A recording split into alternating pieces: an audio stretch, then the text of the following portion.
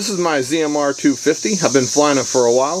I have 6-inch propellers on here, and I have a FPV camera that leans back just a little bit, so when I'm leaning forward I can still see where I'm going. And when I fly this, I usually like to fly it over weeds or tall grass, especially if I'm going to be going fast and try to, break some of my own personal speed records. Well, when you crash in the weeds, grass gets inside here, dirt gets inside here, and so to solve that, some people have been printing sidewalls that go in here, or sidewalls that go just right here.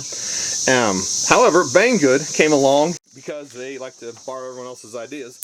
They made this 3D printed wall here that just kind of slides in around it. And I have one. Here it is. This is the 3D print job for the ZMR walls from Banggood. It comes in this little plastic bag, and this is what it looks like. You can definitely tell it's 3D printed. It's actually a pretty good print job. I'll go move it along here kind of slowly. The sides here, they have the 2 cutouts for your ESC wires to go through on into the inside of your frame. It also has a place back here in the back for your power wire to go through. And it has a little cutout up here on the top. I'm not really sure what that would be for. Maybe an antenna, if you have an antenna set on there or something that's kind of near the back end. And it has the hole in the front for your FPV camera to sit out.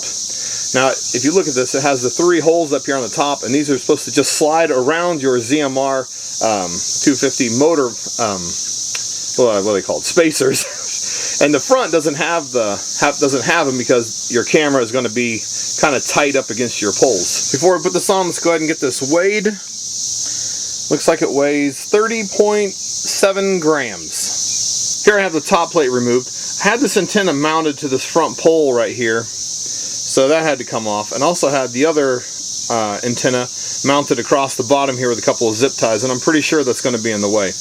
Now, one thing you want to be aware of, if you get if you don't have these soldered on right here onto your NASA 32 board, or you have these little servo leads like this coming out the side, this probably isn't going to fit.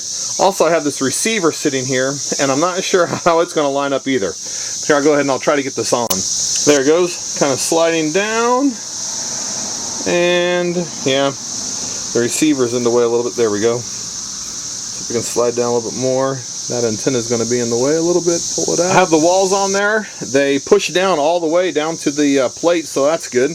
I had to move some wires up here for my receiver and for this ESC wire that was up here. Online, I ran the power wires down here through the 2 middle plates at the bottom, so they're not in the way at all for the wall here. On the back, I have plenty of room back here for the power wire, no matter really where it comes out.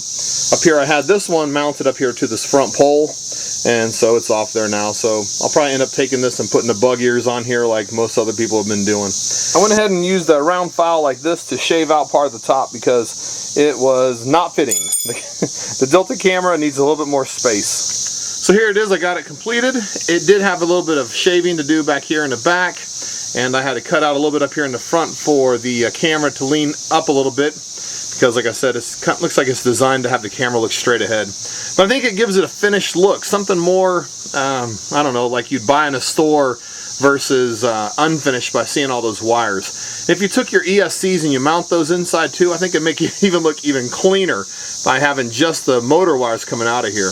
Anyway, this is the ZMR250 side frame plates from Banggood. If you have any questions about them, leave them in the comments and I'll try to answer them as best I can. And as always, thanks for watching.